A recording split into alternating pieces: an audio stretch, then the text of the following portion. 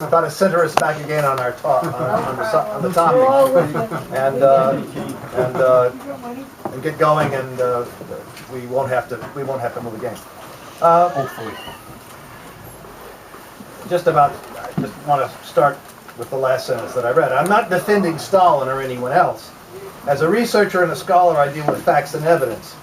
I agree with Russian historian Yuri Zhukov when he writes, I can honestly tell you that I oppose the rehabilitation of Stalin because I oppose rehabilitations in general. Nothing and no one in history should be rehabilitated, but we must uncover the truth and speak the truth. So I agree with that. Nor do I wish to suggest that if only Stalin had had his way, the manifold problems of building socialism or communism in the Soviet Union would have thereby been solved. In fact, the topic of my research became that of the report that supposedly uncovered crimes of Stalin and Beria. In this book, I isolate 61 revelations, so-called, or accusatory assertions in Khrushchev's speech. I researched each one of them in light of the historical sources. The end result was that in Khrushchev's secret speech, not a single one of these so-called revelations turns out to be true. There is no question here of defending Stalin. Not one of these so-called revelatory assertions in the secret speech can withstand a confrontation with the evidence. A word about the question of belief. No serious researcher has the right to accept or reject any statement as true on the strength of his own convictions or preconceived ideas. Like it or not, in view of the historical research presented in this book, it is impossible to view the history of the Soviet Union in the funhouse mirror of the secret speech any longer. Something about the implications. Russian historian Yuri Zhukov describes the archival situation in Russia in the following terms. With the beginning of perestroika, one of the slogans of which was glasnost, which meant openness, right? The Kremlin archive, formerly closed to researchers, was liquidated. Its holdings began to be relocated in various public archives. This process began but was not completed. Without any publicity or explanation of any kind, in 1996, the most important pivotal materials were again reclassified, hidden away in the archive of the President of the Russian Federation. Soon the reason for this secretive operation became clear. It permitted the resurrection of one of the two old and very shabby myths. And by that myth that's being resurrected, Zhukov means the myth of Stalin the villain. This myth is very familiar to readers of Western and anti-communist historiography. Arch Getty has called the historical research done during the period of the Cold War, products of propaganda. Research which it makes no sense to criticize or to try to correct in its individual parts, but which must be done all over again from the beginning. I agree with Getty, and would add that this tendentious, politically charged, and dishonest research is still being produced today. The rediscovery of Soviet history goes far beyond the critique of Khrushchev's secret speech. Everything that passes not just for common knowledge, but for expert knowledge about the Stalin period is fundamentally false. To paraphrase Weird Al Yankovic, contemporary singer, one of my favorite guys, quote, everything you know about the Stalin period in the Soviet Union is wrong. All of Soviet history needs to be rewritten. A few examples. Collectivization. Solved the eternal problem of recurrent crop failures and famines. Until 1932 to 33, there had been a famine every 2 or 3 years in Russia and the Ukraine. Thanks to collectivization, the famine of 1932-33 was the last one, except for the famine of 46-47, caused by a crop failure and the huge destruction of the war. Right? End of famines. Collectivization also saved Europe from Nazism. Without it, rapid industrialization and a modern Red Army would have been impossible. The Nazis would have conquered the USSR and had its immense natural and human resources to turn upon the Allies. I have spent a great deal of time and effort in studying the question of opposition conspiracies during the 1930s. My Moscow-based colleague Vladimir Bobrov and I have published a number of articles on them. They're on my webpage. Much more is yet to come. The opposition conspiracies alleged in the Moscow trials did exist. the Moscow trial defendants were guilty of at least what they confessed to.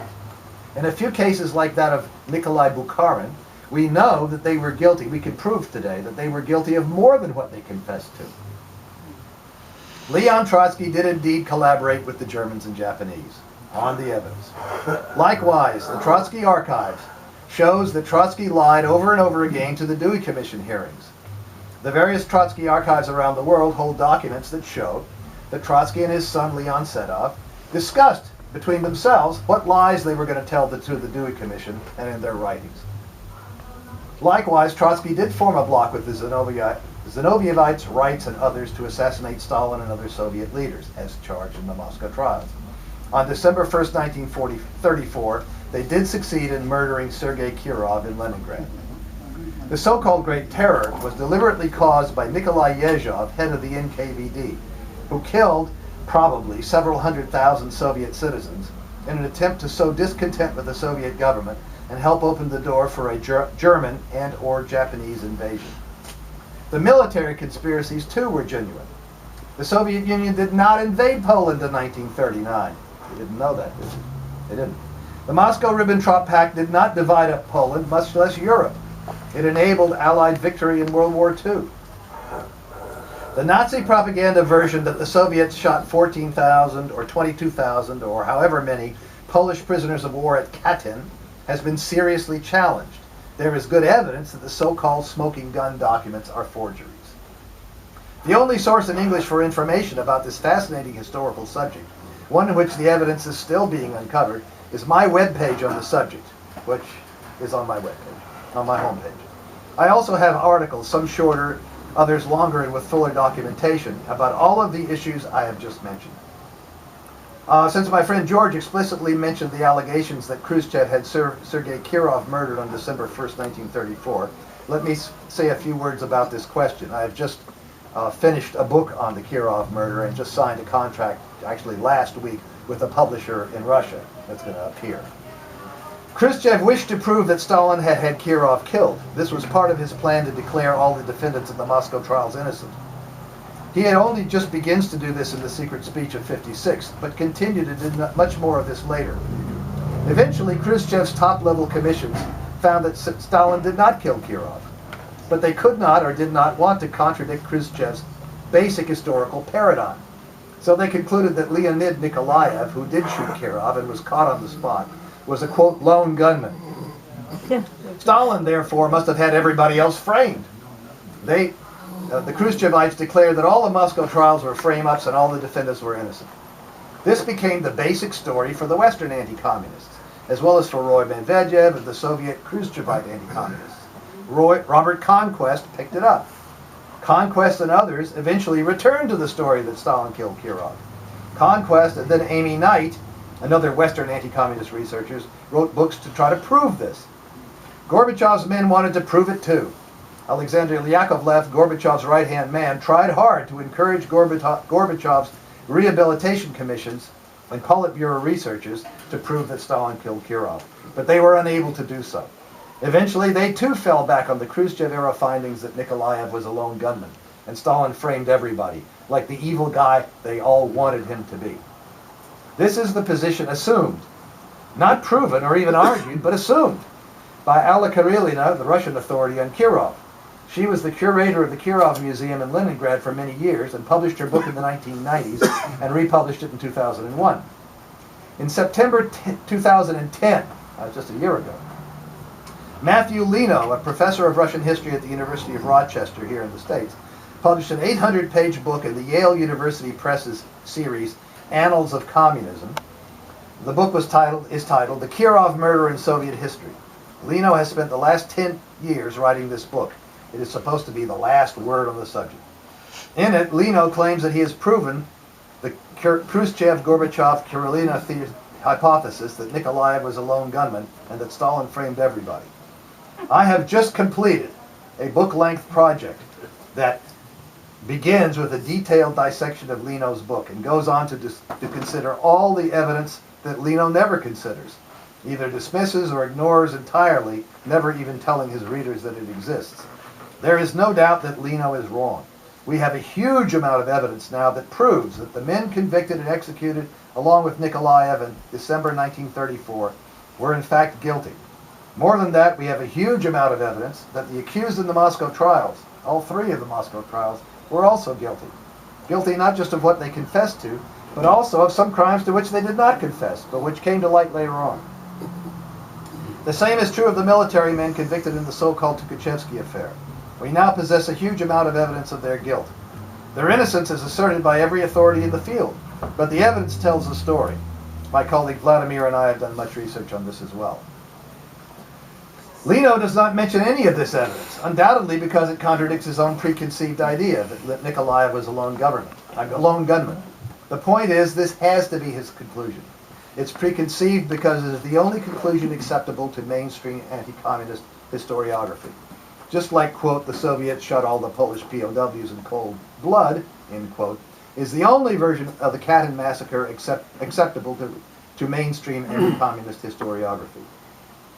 Because Lino and Karelina hide from their readers the evidence that contradicts their conclusions, you can only learn of this evidence if you spend a lot of time, effort, and money identifying, locating, obtaining, and studying it, and that's what I've done.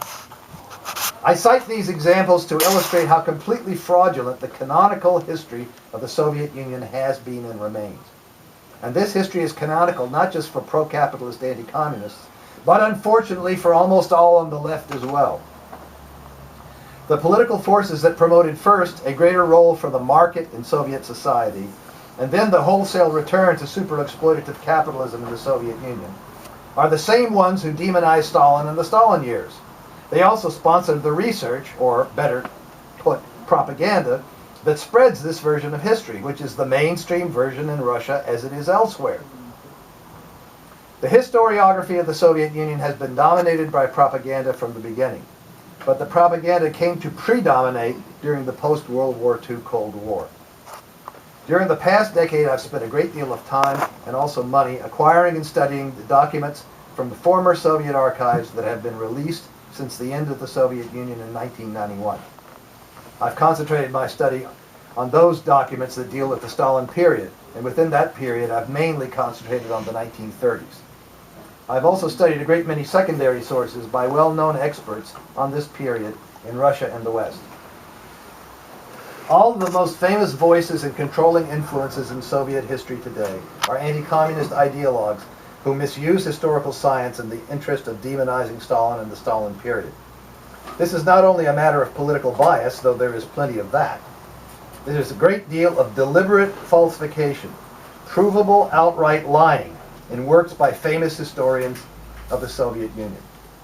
I demonstrated in my book that Khrushchev used a number of different methods of prevarication, falsification, and misdirection in his speech. But the most common one of all, 40 out of the 61 so-called revelations, are provable lies. That is, Khrushchev had to know that what he was saying was false. The same thing is true about the works of many of the most famous academic historians of the Soviet Union today, both Western and Russian. At some point in every class I teach literature, right? I don't teach Russian, Soviet history. At some point in every class I teach, I ask the students, quote, what is the most radical word in any language? Commonly, I get a number of answers. Among the most frequent are socialism and communism. Then I say, socialism and communism are good radical words, but my vote is for a different word, evidence. Ask for evidence everywhere and always, and you will be called a communist soon enough. This is nowhere more valid than in the study of the history of the communist movement. Lies predominate, and when you probe for the evidence, things start to get interesting. I am often told, Grover, that's me, I don't find your arguments persuasive. My response goes like this. Persuasion is a form of propaganda or public relations. Persuasion depends, to a great extent, on the mindset of the person you are trying to persuade. Upton Sinclair once wrote, quote, it is difficult to get a man to understand something when his salary depends upon his not understanding it. That's been my experience. A person with very fixed preconceived ideas cannot be persuaded by any evidence, no matter how good. Likewise, it is difficult, if not impossible, to get a person to look at the evidence in an objective manner, when doing so will force him to confront the possibility that his most cherished prejudices and preconceived ideas are wrong. His peace of mind, the fellowship of his friends, maybe even his job, depends upon his worshiping the common knowledge, the idols of the tribe. But I can tell you this, I make many of my discoveries by following up the footnotes in the works of academic secondary sources, checking to see whether the primary sources cited in those notes really provide evidence for the fact claims or statements that are made. It is very often the case that I discover they don't. The evidence cited does not prove the fact claim made. The Cold War Khrushchevite paradigm has been the prevailing view of the history of the Stalin years. The research that I am reporting on now can contribute, I hope, towards a clearing of the ground, a beginning all over again from the beginning. The truth that finally emerges will also have a great meaning for the great Marxist project of understanding the world in order to change it, of building a classless society of social and economic justice. Thank you. Yeah.